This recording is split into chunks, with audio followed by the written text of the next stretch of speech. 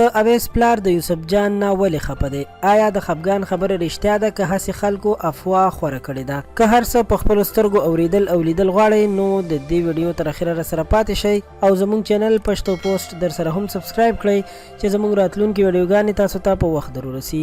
د اویس پلار بختور شاه سره تېره ورځ یو خبریال یا صحافي انټرویو کوله چې هغه ترې پوښتنه وکړه ستاسو ځای ته بې شمېره مایکونو والا راغلل، تاسو سره انټرویوانې وکړي او په هغه ویډیوګانو باندې خلکو په یوټیوب باندې لکونه روپۍ وګټلې، یعنی دغه میکونو والا پر خپل بزنس وکړو.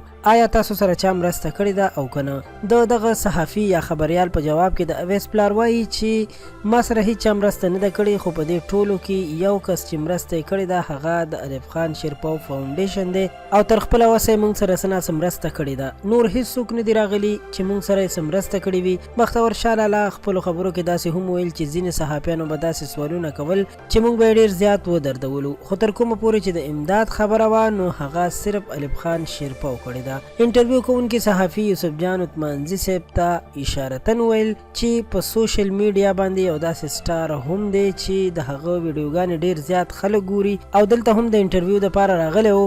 زه ورسره په دغه دوران کې نږدې ولاړم چې د اویس د کورنۍ نه یې ښه سختې پوښتنې وکړې، خو هغوی هم تر اوسه پورې بختور شاه لالا سره هیڅ مرسته نه ده کړې. دوی وایي چې په دغه ویډیوګانو باندې به هغه په یوټیوب باندې لکونه روپۍ ګټلې وي. د دې صحافي رول خبره به هم تر خپله حده پورې سمه وي چې یوسف جان به پیسې ګټلې وي، خو دا خبره هم ده چې کله یوسف جان صاحب د اویس والد صاحب سره انټرویو کوله نو هغه غوښتل چې د اویس د کورنۍ د غږ نور هم راوچت شي او پولیس زر تر زره قاتلان ونیسي، خو دغلته د امداد یا مالی مرسته خبره نه وه شوې. که رښتیا هم داسې څه خبره وه بیا د اویس پلار له پکار و چې یوسف جان ته یې ویلي وو نو هغه به د دې باره کې پښتنو ته دا خبره ایښې وه چې د اویس والد صاحب سره مرسته وشي، لکه څنګه چې یوسف جان صاحب په نورو پروګرامونو کې هم د غریبانانو د کورنیو نمبر ورکوي. موږ ټولو صحافیانو ملګرو ته خواست کوو چې د یو بل نه مه خفه کیږئ، هر انسان به څه مجبورۍ لري، ټول زموږ دپاره د قدر وړ یئ. الله مو خوشحاله او آباد لره. الله پاک دې د اویس